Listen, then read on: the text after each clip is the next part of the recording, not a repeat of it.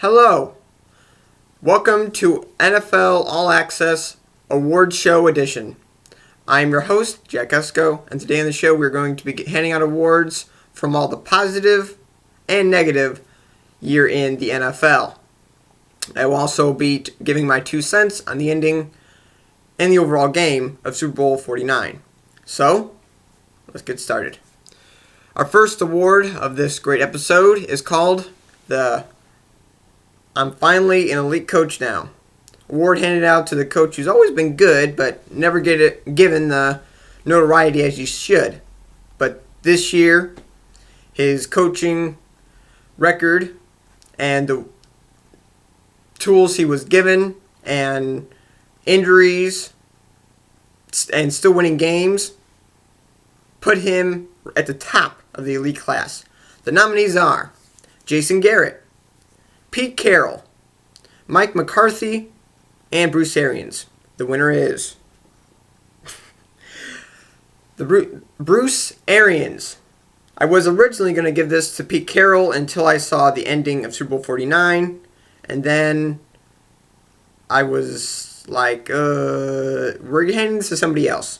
It's a good thing I did this after the Super Bowl, or it would not be an accurate assumption of who I thought is an elite coach now.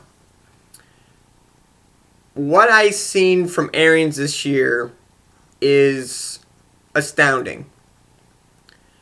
He did things that just make you scratch your head. You know, they were flying high. Carson Palmer was doing great things, and then he tears his ACL. And you're like, oh, jeez. And then they had their second string quarterback,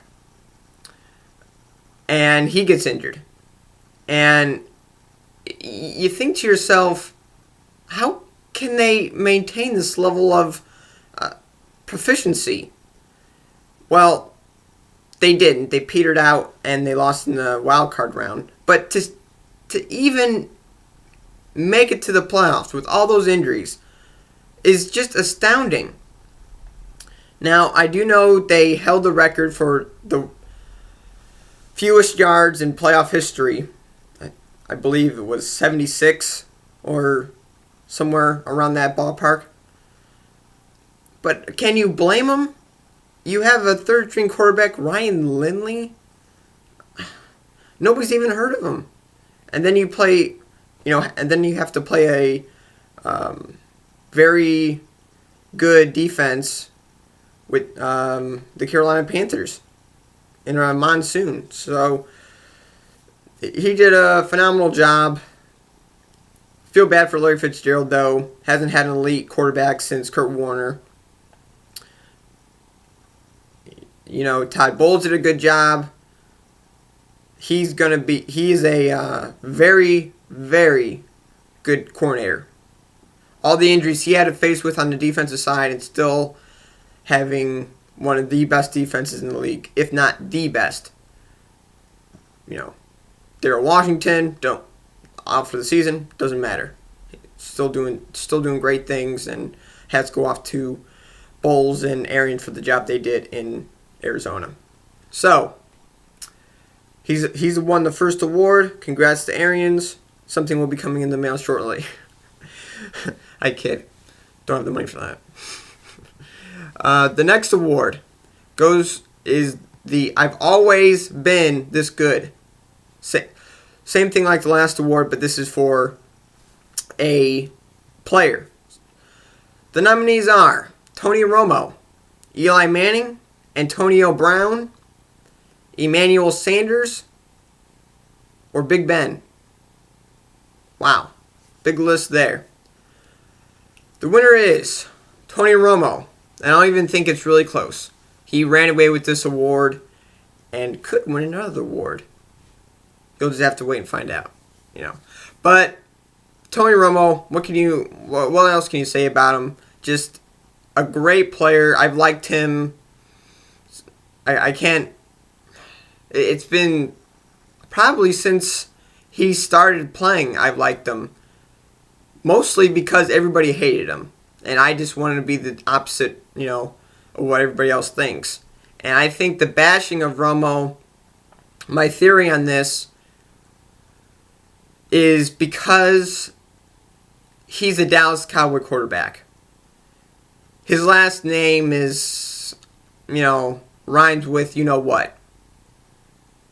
And you have these meatheads and bar guys who never look at the stats, just see him just miss time and time again in the fourth quarter, and that's all they see.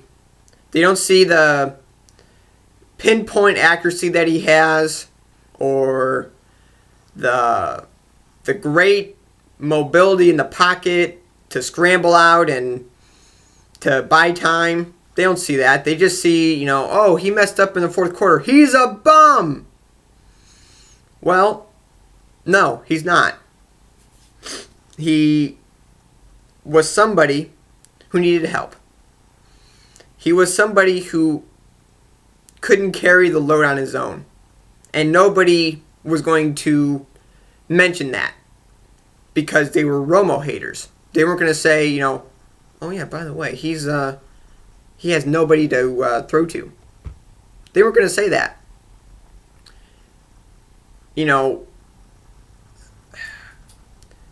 The people say, well, he had Owens. Owens was good.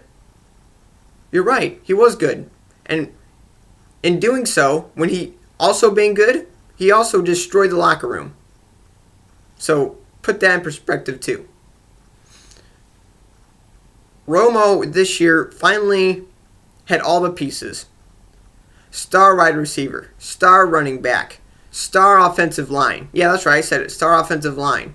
Nobody talks about the big uglies on the line, but they were huge for Romo. He's never had a line like that before, and the draft selection of Zach Martin this year really helped Romo with his with the protection he had, the time. Martin was an absolute beast this year. Amazing. And it's still funny that people are like, he should have taken Manziel. Yeah, where's Manziel now? In rehab. I do hope he gets better, but Martin was the right choice. And it showed. You had Travis Fredrickson, who they drafted last year. Everybody looked and went, who is that guy? And now he's a stud. So the Cowboys know what they're doing. The Cowboys have an elite quarterback. That's right, elite. Yeah, say what you want on the bottom below comments and I'll just laugh at them. Yeah, elite. He is now elite. He's already been elite, but this just validates his eliteness. One play stood out for me this year about Romo was when J.J. Watt had him dead to rights. It was going to be an easy sack. Just book it. And Romo spins off of him and throws a 50-yard bomb to Terrence Williams for a touchdown. And I mention this because you hardly ever see that play on SportsCenter now. Now I know it's been a couple months since he's made that play, but let's put this in role in reversals. Let's say if Aaron Rodgers made that play, or Tom Brady, you think that play gets played more than just a couple times during that week? I think so. Aaron Rodgers or Tom Brady, that plays, 50 times a second, a day. And now you barely even see it. It's like people forgot that he actually did that. I kind of joke, and I've always said that whenever Tony Romo does a good thing, it seems like people delete it from their memory. It's like, he never did that. Yeah, he did, haters. Yeah, he did. So, right now, the haters of Romo are probably sucking their thumbs in the field position going, oh no, I thought he was bad. I thought he was bad. No, he's never been bad. He just had bad people around him. Now he has good talent and good people around him. Oh, now he's good. No, what? Where has this Romo been? He's been here all along. All along. Have you ever wondered that those late picks or, late turnovers that he makes might be from his teammates making bad routes? Now, I'm not saying that the receivers are totally to blame. I'll put some of that on Romo, but nobody ever mentions the receivers, running the wrong route. Of course, Romo is not going to say that, but, and you'll never see a hater saying, well, he ran the wrong route. I'll say, yeah, good job, Romo. Way to throw it to the wrong team. So, he wins the I've Always Been This Good award. Congratulations to Romo. I am the number one fan in his fan club. Love watching him play. Great player. And he's been an underdog in the media from all the people hating him. And now what do they got to say now, huh? This next award goes to the Where in the World Did This Guy Come From award. The nominees are Emmanuel Sanders, Willie Young, Greg Toller, and C.J. Anderson. The award goes to, good choice, C.J. Anderson of the Denver Broncos. I thought this was like the Romo Award, a no-brainer. If it wasn't for Anderson, I know people are going to think I'm on crazy pills when I say this, but if it wasn't for Anderson, they don't make it where they are.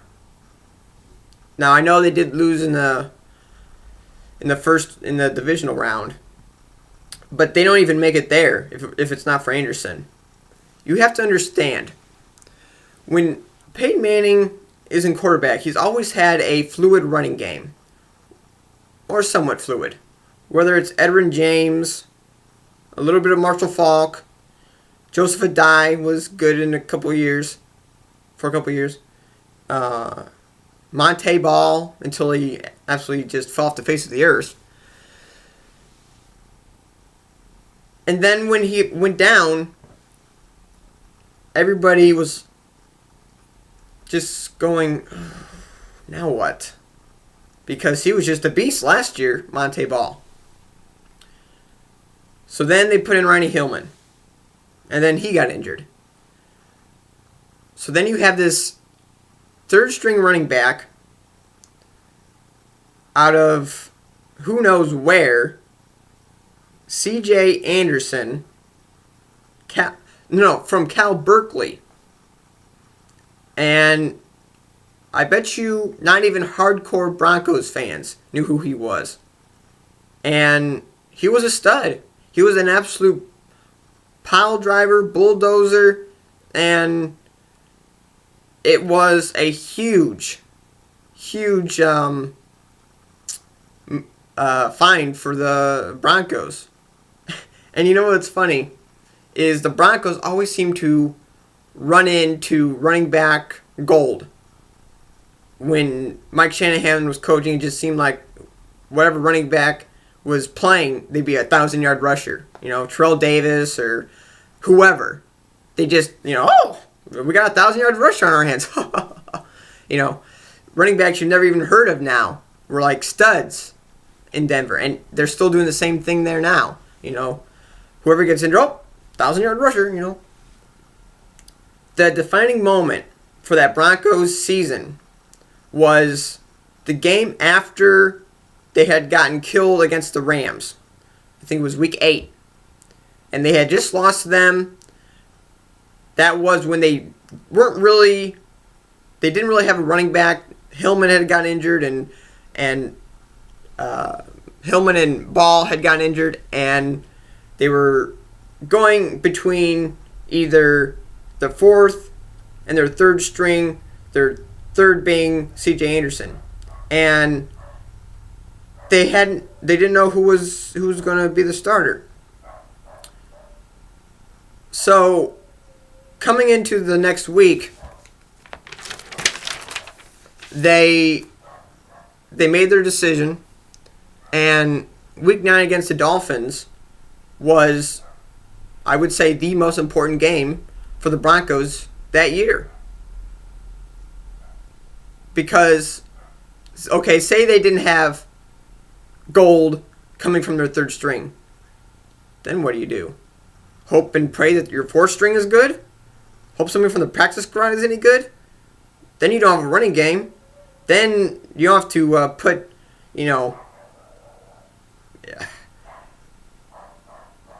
play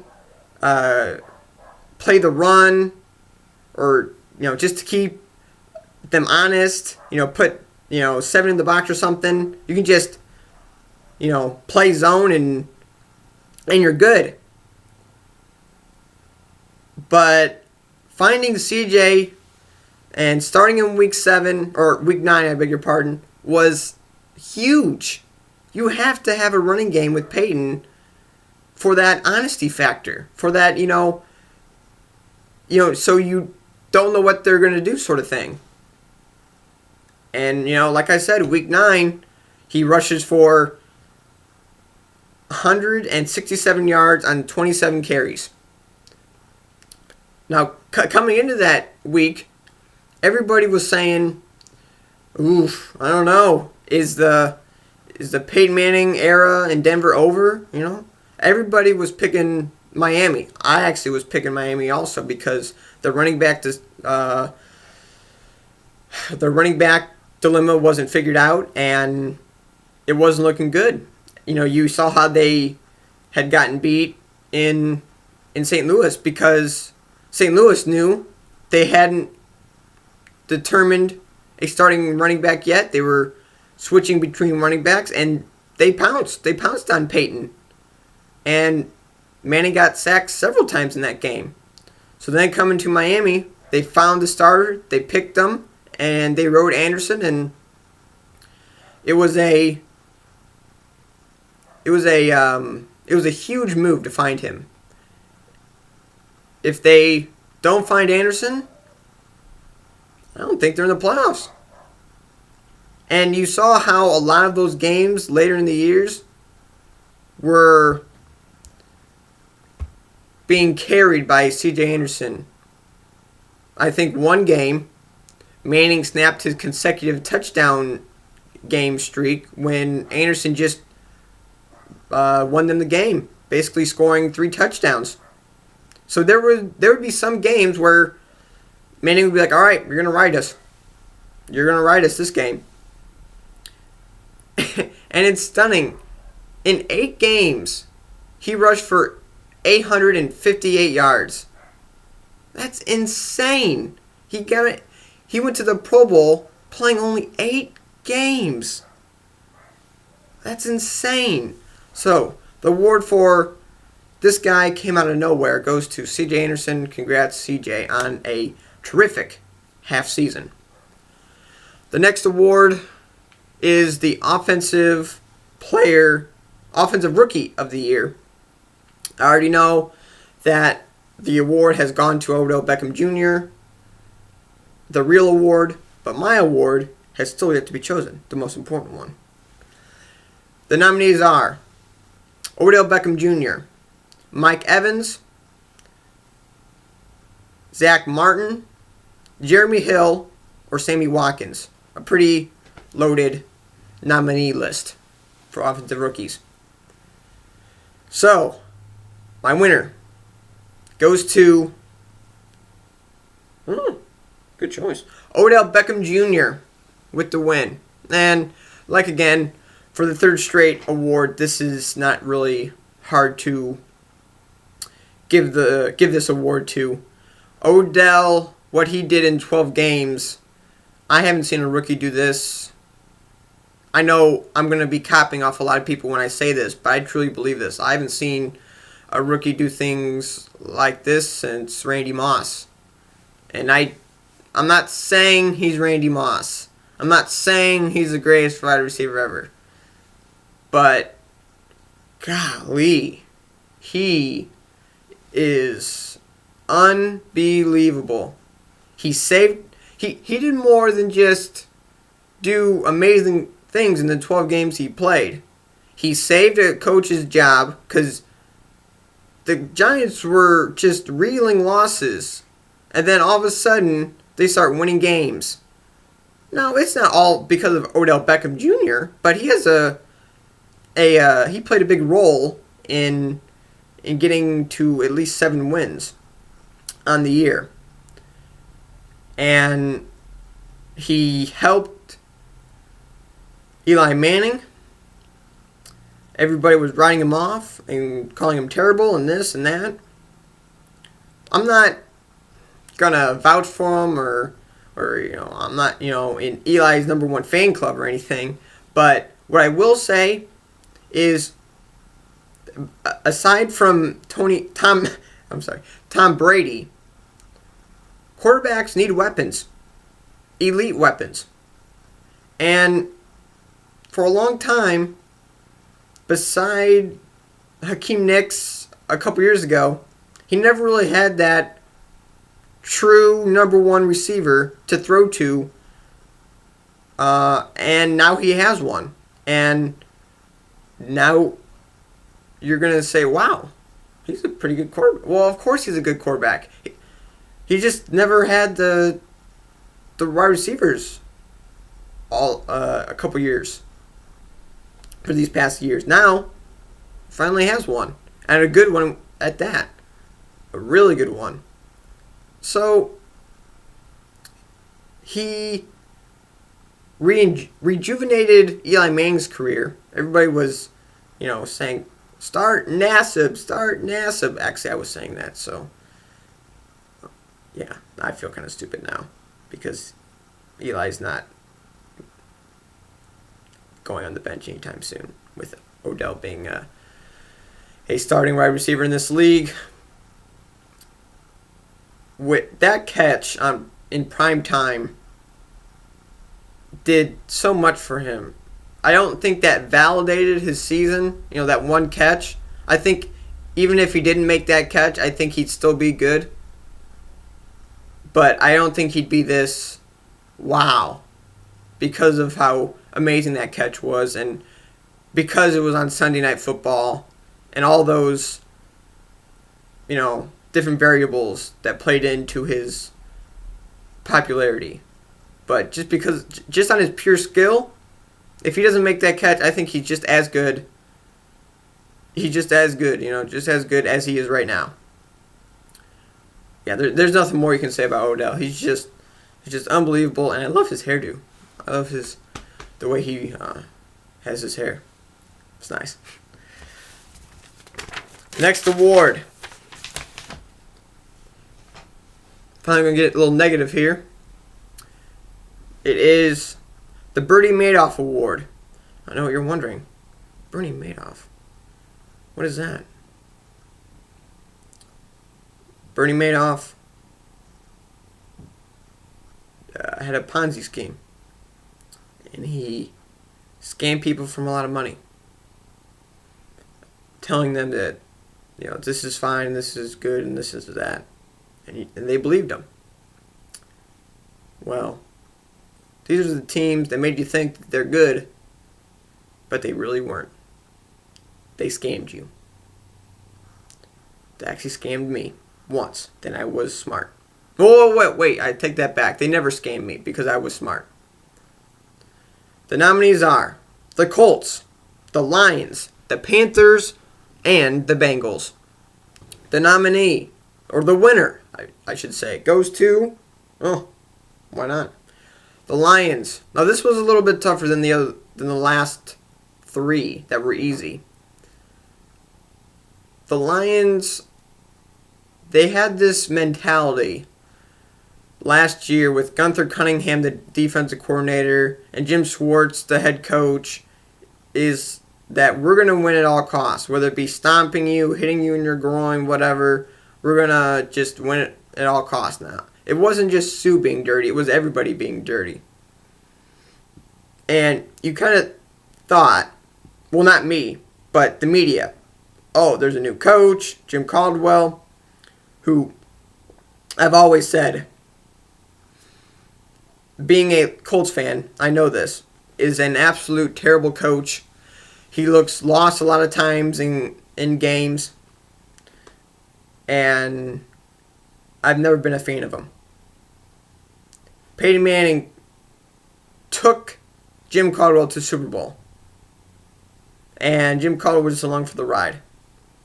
I would have been stunned if they won that Super Bowl with a great coach, Sean Payton, on the opposing side.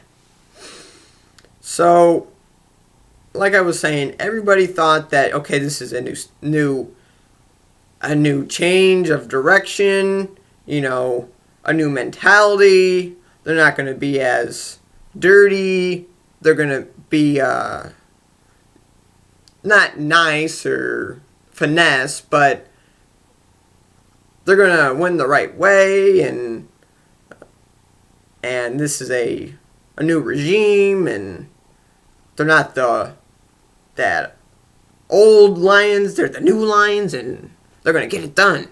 And I was like, no, they're not. They're always the same Lions until I see otherwise. So, I would say week 4, they played the Packers, and they beat the Packers in Detroit. And, oh my gosh, the Lions are elite. They're elite. That's what I was hearing. Oh my gosh, are they? And I couldn't believe it. And I just shook my head going, you're getting scammed. You're getting Bernie Madoffed. This team is not good. I don't know how many times I can tell you this. And they just kept winning, and I just kept sticking to my principles and what I believed about this team, and they kept winning, and they had an 11-win season, and all I heard was how far can this team go in the playoffs? That's just the main question. Okay, nobody actually said that, but if they did, I would have said they were nuts. Going into the wild card round, I thought it was going to be a close game. I thought the Cowboys were going to win, and they did. Everybody seemed to talk about how the Lions got robbed, but nobody seemed to talk about the play after the play. After the no call of pass interference, it was 4th and 1 on the 50. Instead of going for it and pretty much clinching the game if they gotten it, they decide to punt it, and then you blame the pass call on why you lost.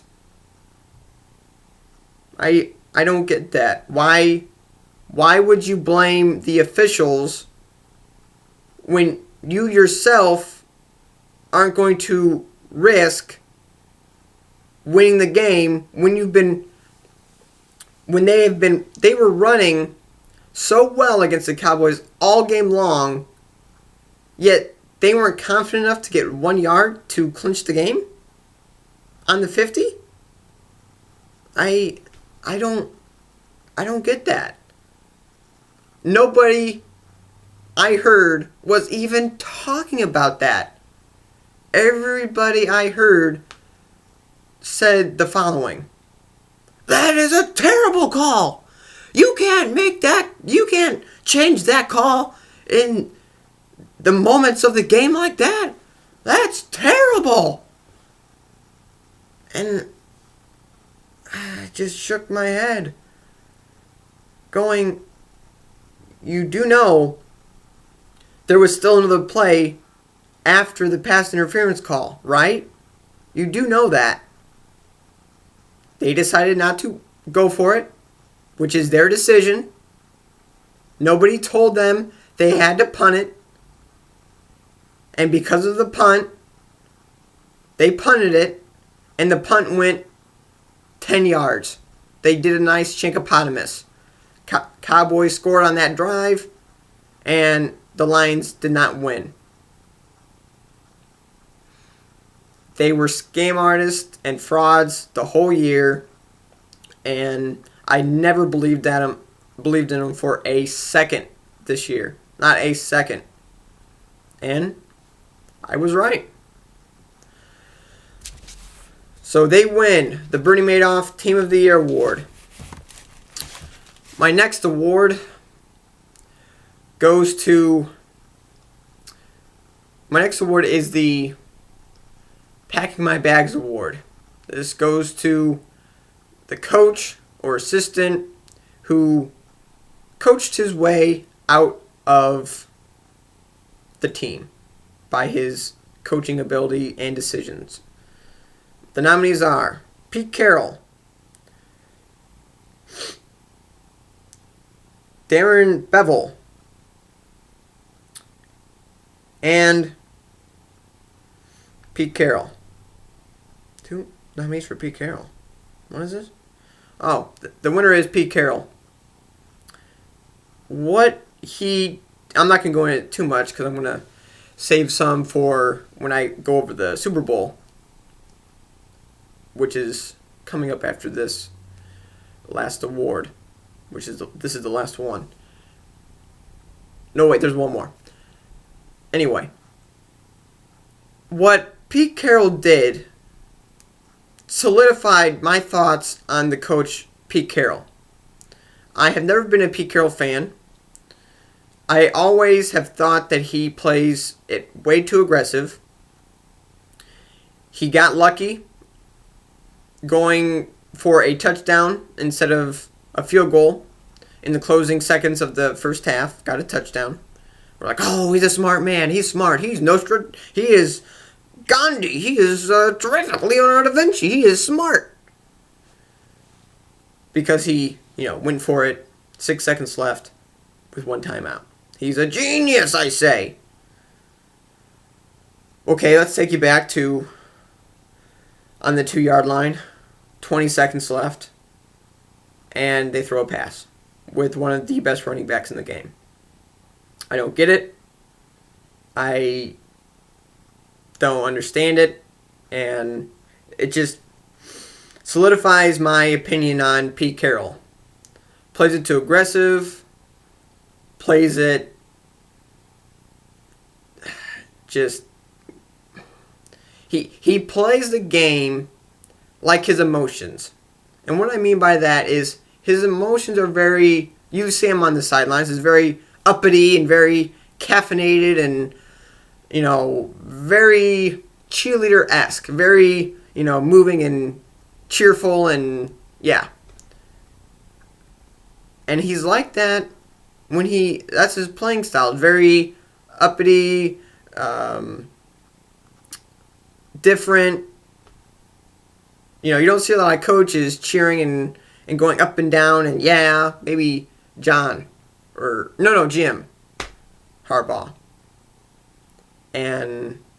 But he's like a fiery kind of, cheerleader sort of thing. Pete is different. And I would fire him. Yes, I would. I don't think they can recover from this. I don't think they can. Because the teams that have suffered so severely in the Super Bowl have never recovered when this happened to them.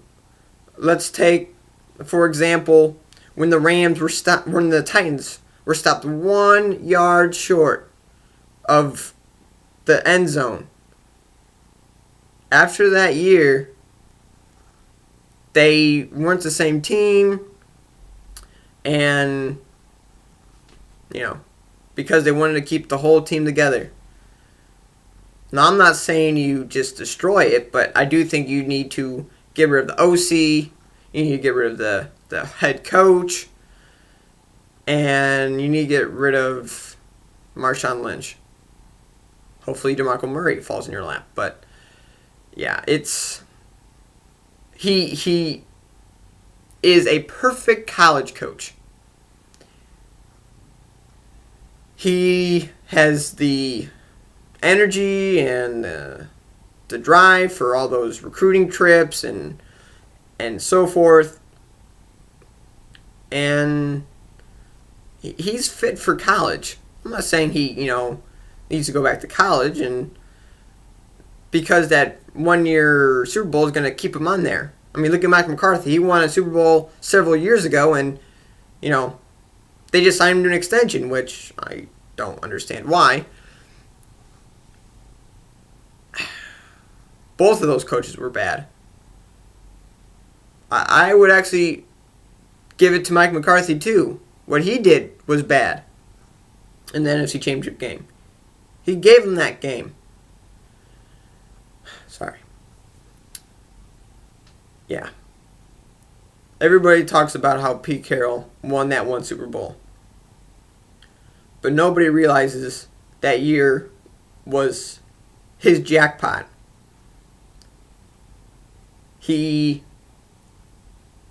I'm not stating he didn't make the hard decisions or anything that drastic. What I am saying is he had Richard Sherman, rookie contract, has a lot to play for. Russell Wilson, rookie contract, has a lot to play for. All these players were still on their rookie contract with a lot to play for. A lot of them were. And they were good players. And they won the Super Bowl. And everybody was all, Pete is elite. He is elite. And I just shook my head going, all right, you'll see. When the rubber meets the road and he has to make a decision in crunch time, he's going to fall flat on his face. He has to thank the heavens that Super Bowl last year wasn't close, because he would have found a way to screw it up. He always has. In the 2006 National Championship game, he screwed it up. Found a way to. Lost to Texas in crunch time. You ever see when he wins those big games? He wins big. He wins going away. But he can't win those close games. When the game is needed. When the game is a must. You have to have it. And don't you give me the Packers game. There weren't any decisions being made by Pete Carroll himself. The Packers gave them that game, saying, oh, have it. We don't want it anymore. Have it. That game fell in his lap. So don't give me that, well, in crunch time, he made the decisions. No, the Packers made a decision to give him that game. He wasn't standing there like, oh, we need to do this and that so we can come back and win this game. No. It was the Packers making a pick up by 12 with 5 minutes to go in the fourth and just taking a knee and not advancing. If he goes with a convoy in front of him, he could have scored. So it wasn't Pete's game plan or strategy that won that game. It was the Packers deciding they didn't want the game anymore. So look at all the big games. Those 2 national championships that he won at USC, they were blowouts. The one that he lost, close game. Wow, I'm starting to see a trend here. The Super Bowl last year, blowout. What a surprise. This one this year, it was a close game, and he lost. He has a Mike Tyson way of playing. If you're a lesser opponent, he's going to knock you out. But if you are a better opponent, he's not gonna do so well. He's just gonna bob and weave, and he's gonna struggle, just like Tyson did. Oh, Tyson was good against those, terrible boxers and people who were like amateur boxers. But when he gets those boxers who know a thing or two, he falls and he crumbles, just like Carroll does. And I'm stunned people aren't seeing this trend. Done this in college, done this in pros, and it's time for people to wake up and smell the coffee and, ooh. And I don't really think people understand. It's like, oh, it's not that big of a deal. What do you mean? A lot of these games in the NFL are close. You need to win close games that matter. When has there been a time that there has not been close games? There's always close games. There's parity. People lose, people win. The games are decided by inches. So you have to have coaches that can win those close games. And if you don't have one, then what's the point? You have to win those coin toss games, those coin flip games, those ones that can go either way, those ones that the decision that you make could win or lose you the game. If he would have handed that ball off, I would have changed my mind on Pete Carroll and said, all right, because of what he had to go with this year, of releasing Percy Harvin, the whole team being upset, having to tell them while they're flying to St. Louis, Marshawn Lynch being so upset he's not going to ride the team bus to St. Louis, all that drama, all of the Marshawn Lynch drama with the new contract deal or the future free agent status, all of that stuff, and going to the Super Bowl, I was this close of giving him nominal league coach award, which was given to Bruce Arians. I was this close, but that decision that he made of throwing it on the 2-yard line was like, all right, I'm giving it to somebody else. You've played my hand, and I'm giving it to Arians. Because, like I said, what he went through, I was like, wow. He went through a lot in the locker room, and he's doing things that I didn't think he could do. He really banded together. But he didn't win the big one. And that's why and he did a bonehead play. So, that is my I'm packing my bags award, goes to Pete Carroll.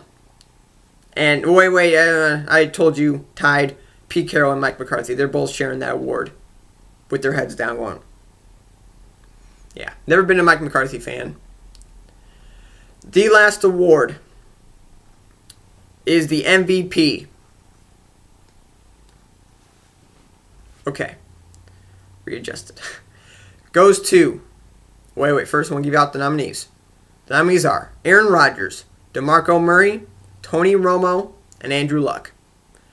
The award goes to Tony Romo. Well, I know a lot of you people are probably closing out this video right now that you are seeing on YouTube.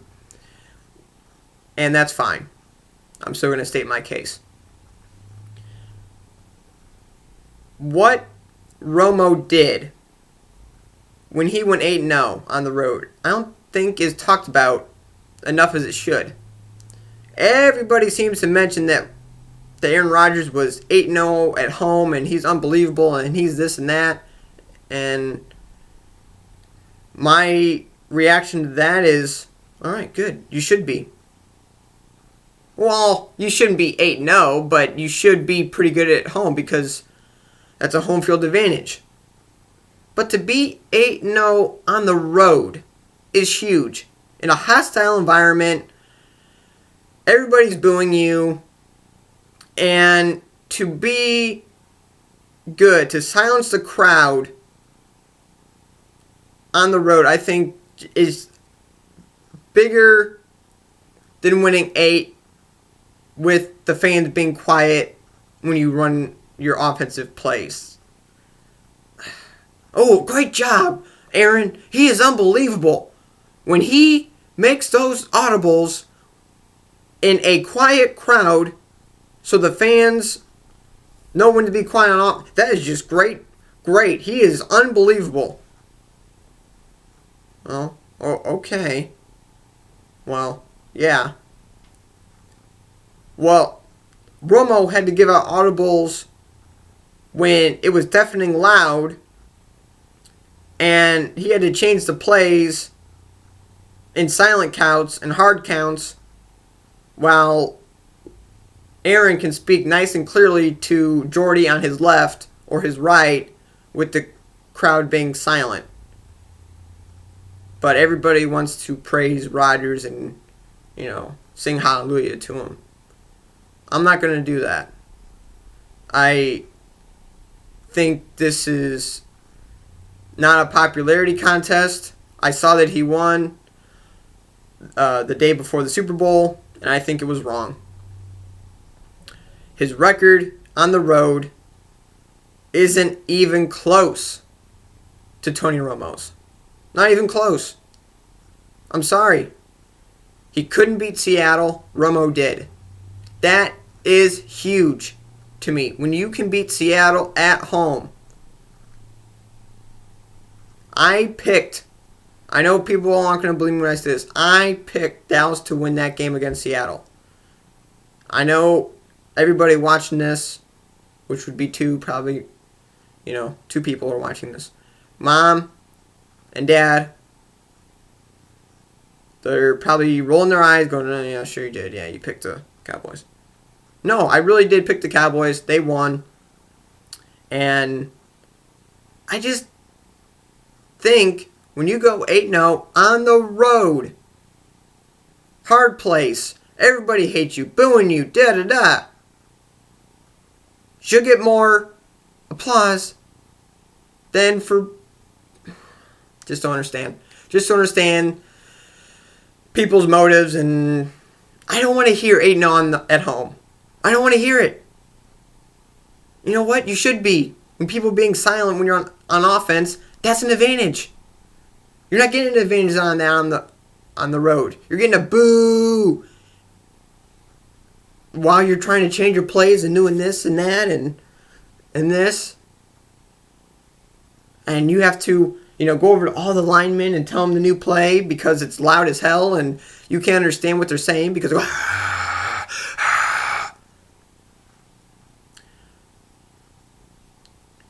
and Rodgers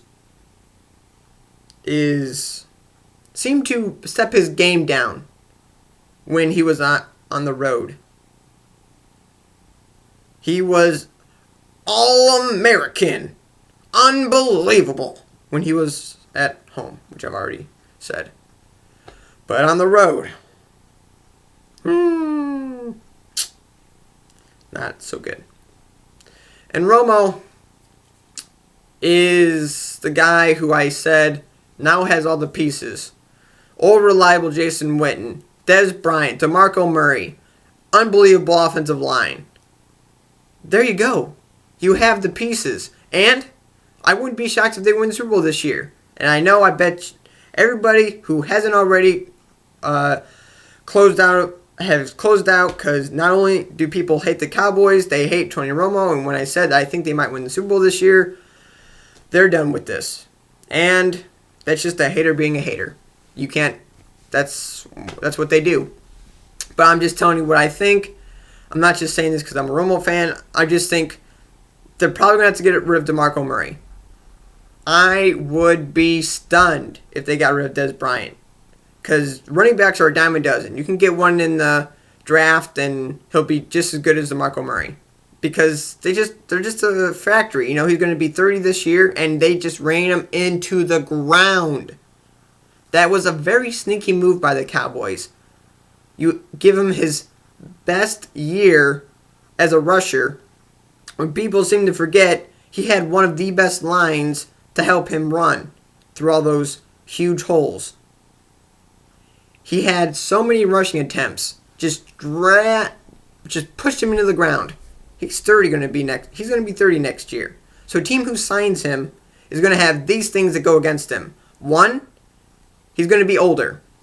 Two, they're not going to have as good of an offensive line as the Cowboys did.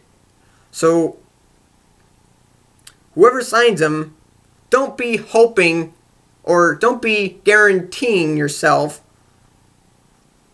or don't be like hoping for a 1,800-yard season from DeMarco Murray if you have those things that go against you, which, come to think of it, oh, that's right, all of the teams have that going against them. All the teams are going to have, he's going to be old. All of that are going to have them going into it. And, all the other teams are going to have that. No other team is going to have a bad offensive line as the Cowboys do. All of them are going to have that. They're going to have an older DeMarco Murray, and they're going to have a worse offensive line than the Cowboys. Those are two negatives. So you're going to have probably, I'm going to predict a 1,200-yard season, 6 touchdowns. So those are my awards. They'll all be coming in the mail in about 2 weeks. So, before I close things off, I know I'm gonna. This is a pretty long video, but this is like my year in review, so it's gonna be a little bit long. And I know a lot of people aren't gonna watch the whole thing, but that's what it is. I'm going to give you my review of the Super Bowl, and then I'm going to say goodbye. The Super Bowl was pretty great. I liked it. It was good. One of the best Super Bowls I've seen in a while. I think the 2007 one with the Giants was pretty good with the Tyreek catch. It wasn't just the Tyreek catches. It was the whole game. Everybody just seems to talk about that one play, but I like the whole portion of it. The game, like all of them, is just going to be remembered for a couple plays, like moments, the Lynn Swan, the acrobatic catch, the Cowboys missing the, touchdown in Super Bowl 12, I think it was. You have all these moments, and the two moments that will stand out was the pick play that was intercepted by Malcolm Butler, and the crazy acrobatic catch that Patriots fans were like, no, not Tyree again. That's what they were all thinking. They were probably all having heart attacks when Curse caught that. When he caught that, all I could think of was Antonio Freeman. I wasn't thinking Tyree because it didn't resemble Tyree when I saw it.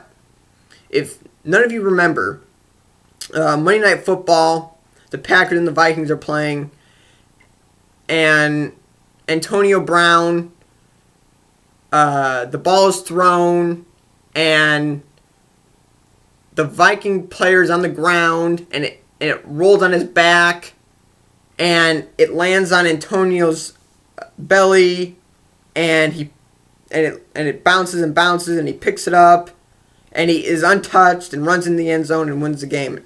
And I was like, wow, this is another Antonio Brown, because it just bounce,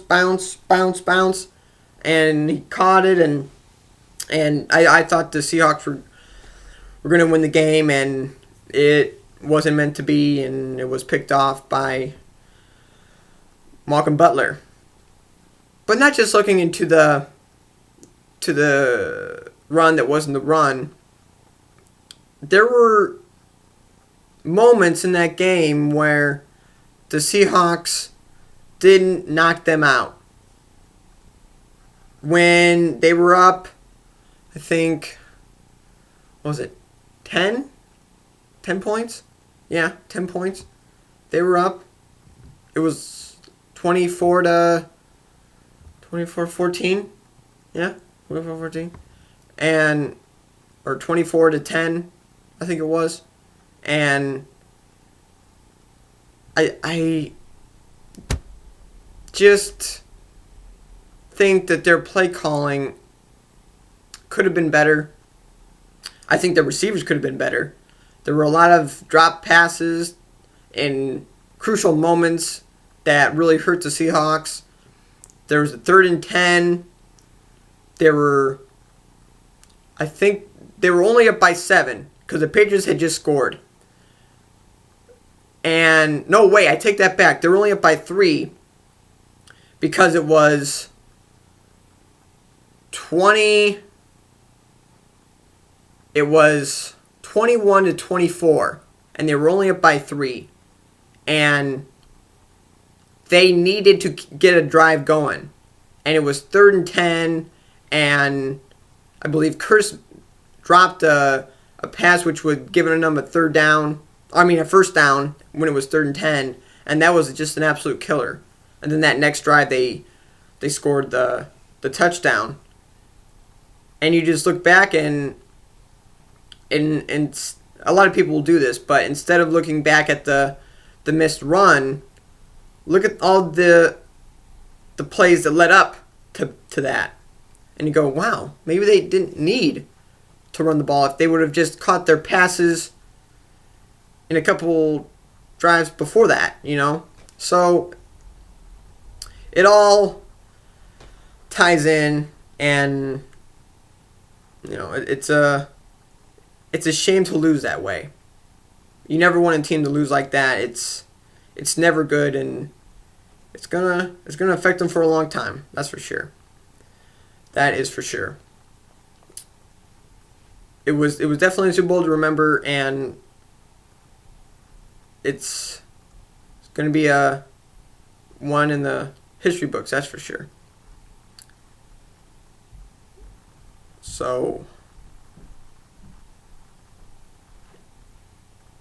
this has been Jack Esco, NFL All Access. I will have another video about the draft. Combine season is just around the corner. I've always said this. There's no off season in the NFL. It's just another thing, one after the other. So I will get to that. I would say the day before the combine. I'll say the day after the combine, because I'll do a little recap. Who I think were the best performers, or the ones that really helped their draft stock. Who were the ones that did not help their draft stock. So I'll tell you about those. And hope that everybody enjoyed this season of the NFL. And hope you enjoyed this episode of the NFL All Access Award Show. So, this is Jack Esco, and for now, goodbye.